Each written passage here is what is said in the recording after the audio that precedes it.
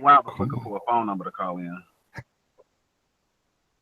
I know. Hey guys, I want to introduce you, welcome you to SBB TV Chat, which is Support Black Business TV, Black Biz Chat with author Samuel Holloway the third, the author of three books. Um, and we go by the name of them. We got Eyes Without a Face. We got how did it all happen, and why did we meet? You know, one of the things that I've talked to Sam before, and this is one of my Facebook friends as well as from my hometown. So I know quite a little bit about the books, but but what I want to do is Sam just wrote his third book, so it's out there, and it's a little bit different from the first two.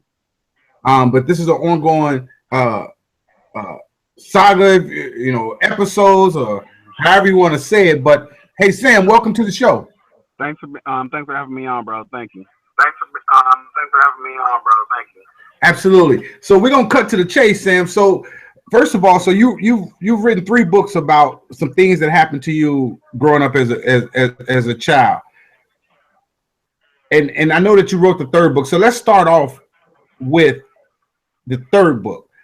What's the name of it, and what is the third book about? The third book is called. The third book is called Why Did We Meet? Can you still hear me? Yeah, I can still hear you. Wait a minute. Can you hear me? I can. Can you hear me now? I can. I can hear you. I can hear you. You can hear me now? I can hear you. Okay. The third book is called Why Did We Meet? And it's basically a book that it covers a, a range of things. You know, basically, I'm at a happy place. I'm in love right now. So it's a happy book. You know, it really digs down into the emotions about how I was feeling and what I went through when I talked about Eyes Without a Face and how it all happened. I basically just knock it all off in a nutshell, close out the trilogy, and let people know like it's really been 5 years since I've written my first book. And I go into details about the book stronger just to let people know, like, hey, you know, it's been 5 years and no one has filed a lawsuit against me yet. So you really have to think about somebody is really lying. You know, how can you write a book and use people's real names and talk about their families, where they're from, and no one sues you, and you give a list of attorneys to some of your molesters, and they still don't sue you, you know, and they've had lawyers that were willing to take on their cases for free, but they didn't contact the lawyers. So I also included pictures in this third book to not only just have a name, you know, but now you have a name with a face. And one of my molesters, I included the stories of other victims that he's had. My molester, Stacey Ray Witt, he had a total of 11 victims. So I just wanted to let the world know, like, hey, you know, we have to stop looking at other issues that doesn't help us grow, and look at the issues that are hurting our youth and hurting some of these adults out here. And this is why they have pain, because people like Stacey Ray Witt continue to roam the streets and nothing is done to him because nobody pressed charges. Because Hmm. you know, as black people, we have that thing of, you know, we secret and not saying and hurt our process of staying in the jail cell when we should just release it and let the world know who these people are. So, so you've done something that's pretty unique in this day and age, especially with the court system and lawsuits. So you're using real names. What made you use real names instead of fictitious names? I felt that if I used fictitious names, nobody would know who I'm talking about when some of the men who molested me are still roaming around in our communities. So I decided to use their real names, and I figured that it could be used as a strategy also. If I'm lying, then they will sue me. So, ha- so have you retained a lawyer yet? I mean, did you get sued, or what's going on with that? I spoke with lawyers on my behalf just in case if I was sued, but nobody has sued me yet. And like I said, I sent two of my molesters list of lawyers that were willing to take on the case pro bono after I explained to them what was going on and gave them my assets. That's interesting. So now the other, so are these books? So each one of your books, do they break down in one section, in the second section, and or is it just like, hey, I just and another thing, I just thought about this, So how did how did one lead to two to three? Basically, all the books they're not different sections; they're different stories. The first book it details my life starting as a child, and I go up to life today, but I don't include all the details. I just give you the overlay, just to grab your attention.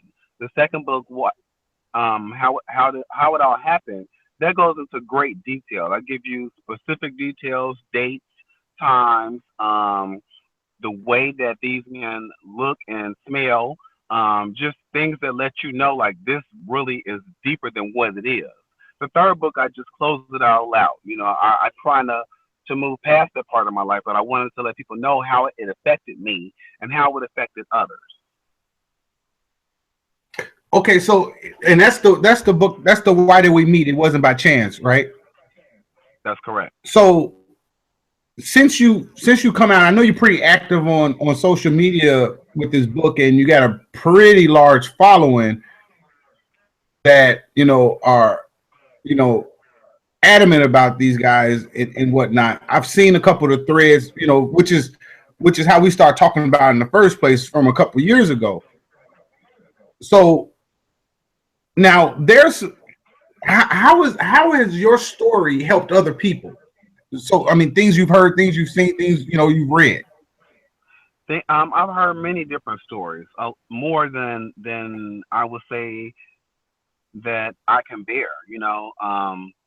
As far as the people that were molested by my molesters, it has helped them know that they weren't the only ones, and some of them were able to speak out, and some of them, three of them, pressed charges. But their statute of limitations, because their statute of limitations are still going. But in the state of Indiana, you need a total of four people to press charges in order to extradite a person back that has molested them. So, like I said, only three people pressed charges, and one of those three people committed suicide this past August because it was too much for her to bear. She had started living her life after she spoke, but she said she still couldn't. I saw read other people's stories where they said that they just had to release, what they were holding in for many years, and it made them feel better and be able to go on about life, knowing that it happened to them and it's okay. Like they're not.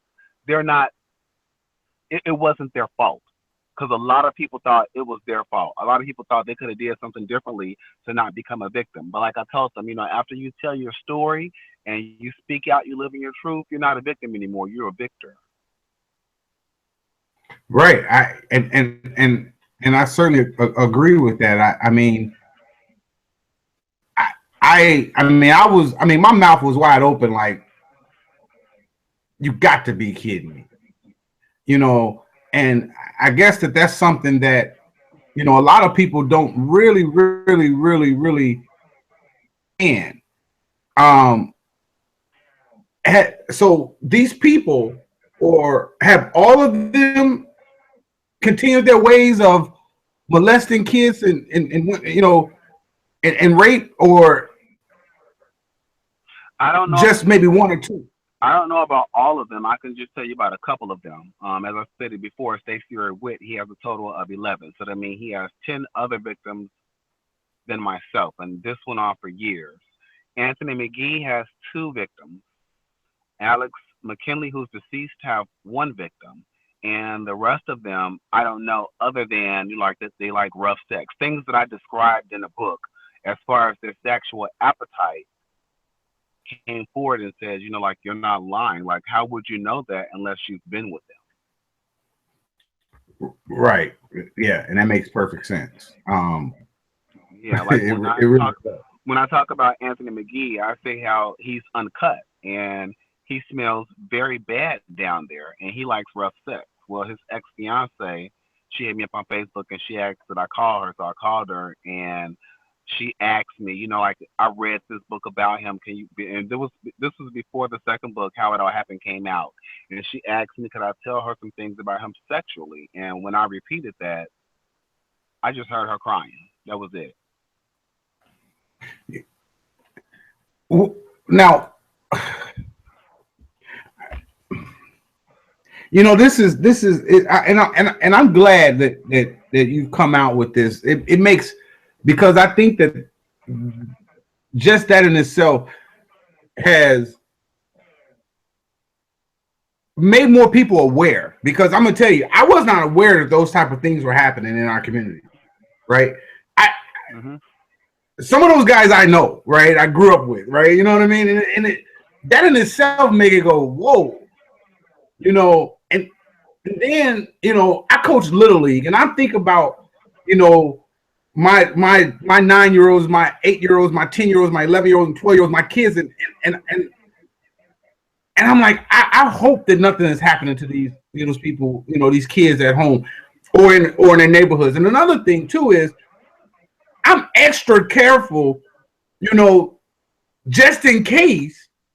And I ask the parents all the time, is there anything that I should know? Because I know it it breeds different things, different attitudes, and so it's just you know, and it's funny because this makes me think of a story I had. One of my kids on my team, and I had never met this kid. I had never met his mom or his dad. Matter of fact, all I had was a name, an address, and a phone number. Right? It was at the beginning of the season, and I was calling for practice, and the mom was like, "Well, he don't have a right to practice." And I'm like, "Well, as much as I don't like picking up kids, I'll go pick them up. I'll come pick them up." And she was like, "You can just pick them up from school."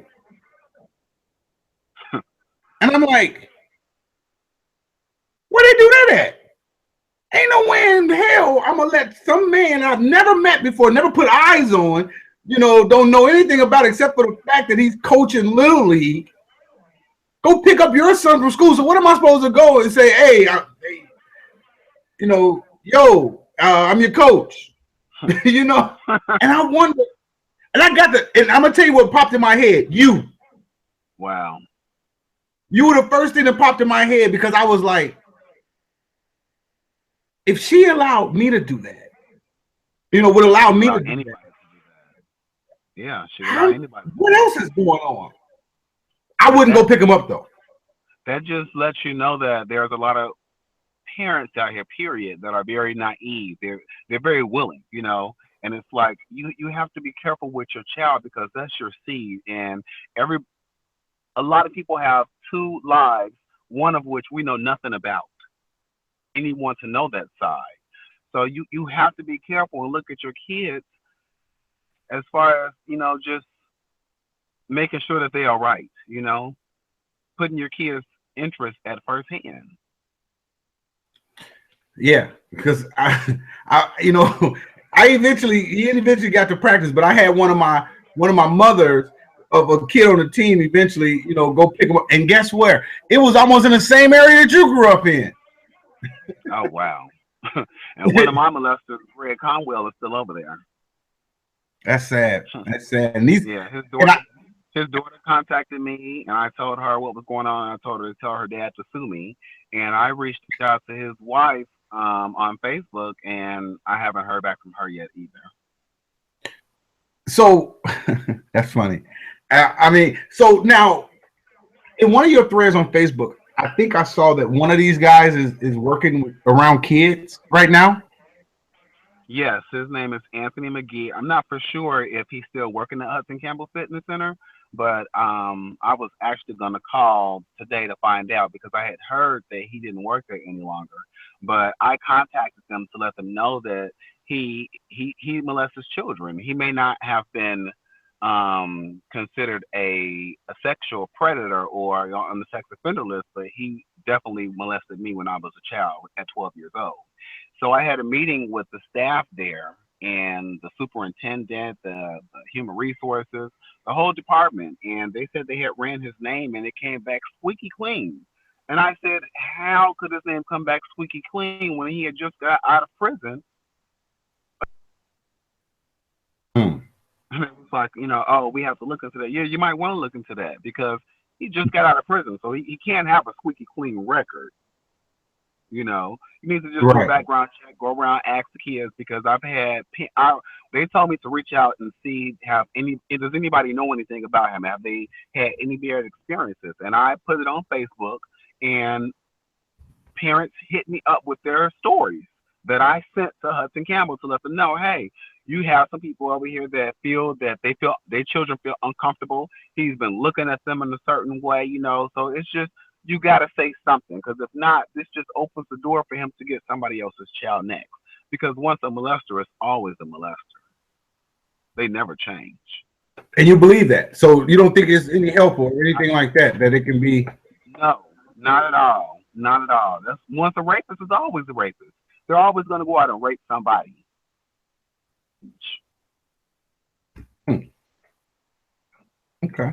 So now, so this third book is in. It's out and published, right? It's ready to be read. It's re- it's ready to be read. It's on Amazon, and it's also on my website at www.samuelholloway3.com. Again, that's www.samuelholloway3.com. It's available to be purchased on Amazon, and you can download it on your Kindle. Okay, because Sam, I wish you best of luck. So, well, you say you in a relationship. You in a new relationship? Is it a new relationship or what? What's going on now? It's not really new anymore. I met my guy last year in July, and we were just friends because I thought he was straight, and we didn't get until the starting to date until September, and we made it official January 13th of last year, and so it'll be a year in a couple of weeks that it's been official. And we just bought a home recently, Christmas Eve. Well, my birthday, we moved in on Christmas Eve, Oh, and word. we're just trying to build our lives, and just grow and lean on each other because that's what Right. relationships are about. Help each other, bring each other up. Just make sure that we both stable and good. That's what's up, man. Congratulations on that. Yeah. Thank you, thank you. Congratulations. So y'all heard him. You can also click the link in the description. You can go to Sam's page on Black Folk Hotspots. As of course, he's a member of our Black Business Network uh, at bfhsnetwork.com or blackfolkhotspots.com. And you can find out more about Sam, also well as connect with him on Facebook, Twitter, and his other social media properties. Uh, it's also a link. You'll also be able to find the links to um, the three of his books that you can get on Amazon, as well as if you're a black business owner, you're watching this, or you're author, or this, that, and the other, you got something for sale. Even if you're a professional, whether you're selling real estate or insurance or mortgages or whatever, you can create a profile at blackfolkhotspots.com so that we can get you in and talk about what you're doing right now, your business, and help you get some exposure with that. Anyway, Sam, and also too, you can this is the more self promotion. So support black business shirts that helps us, give back to organizations as well as other black businesses to help them grow as well, and it keeps the cost down for our network. Um, Sam, again, I really, really, really, really appreciate. And we got them in t-shirts, long sleeve t-shirts, and hoodies as well. But you can go. Uh, the link is in the description. We can go to our store and grab one. I think they run right around $20. So, um, Sam, I appreciate you again coming through. Are you? Thank Do you. you plan on writing any more books? I am. Look, it's kind of funny what I'm writing now, but me, this past weekend, I had friends here from out of town, and we were all thinking I should do a sex story because all my friends lead different interesting lives. I have a mixture of friends. I have straight friends, I have gay friends, and I have lesbian friends. We decided to get everybody's sex stories because this world is basically ran by sex, and it's basically sex and relationships, and to tell people, what not to do and the signs to look out for, just a wide variety of things. that book is in the making. It will be out by November of 2017. And I'm also writing another book that I don't want to say mixing with that book because it's a sex book. Right, So, right, right. So you've been doing some speaking engagements too, huh? You've been yeah, I let's see. and I still speak at the clinics here in Atlanta. Okay. Now, before I let you go, you just said something that threw me for a loop. Now, I'm not in this in the know on this, but is there a difference between gays and lesbians? Yes, yes, there is. Gay lesbians don't consider themselves gay. Some lesbians, I'm not gonna say all of them, but some lesbians don't consider themselves gay. They consider themselves as lesbians, femmes, or studs. You know, they don't say they're gay. They some of them think that gay is just the men. See, because you said that you because you separated it. And I'm like, wait a minute. Okay, all right, I got mean, me. think about LGBT, lesbian, gay, bisexual, transgender. Ah, okay, all right, you're right. Okay, Yeah. all right, you're right. You know what? I never did really put those two together. Okay, that makes sense. Hmm. Well, all right, Sam. Hey, I'm gonna let you rock and roll, man. I appreciate you coming through. Thanks, bro. Thank you. Thank you for Again, having me. make sure you guys go out and grab these books. It helps support Sam so he can continue doing things in the community and getting around and go do speaking engagements about rape and molestation and things like that and bringing awareness to these things because there's something that in the black community for us. It's something that Yeah. I, and since talking to Sam, I've talked to other people and find out that it happens more than I thought. Knock on wood, it was something that didn't in my immediate family. I don't know about outside of my family, but we didn't have. So, but now that I end up learning more about it and talking to people who went through these things, I start to see that it does have a profound effect on one's life.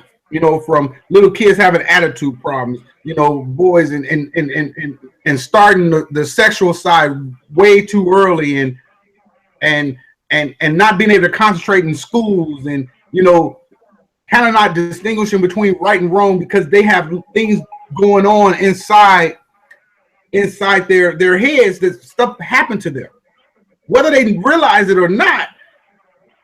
Because I've heard that babies, they may not know exactly what's going on, but it's something in them, and they have to get like forensic, psychiatrists to kind of dig and dig and dig. So check out his books.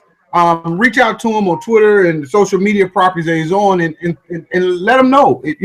Because these are things, and I know I've seen some of the stories of some of these women that because of Sam, it allowed them to talk about it. And I think that more than anything else, when traumatic things like that happen, you gotta talk about it because it's the only way to get it, kind of get it out you because it'll run you ragged inside. Like you said, one of the persons committed suicide. We don't want that to happen.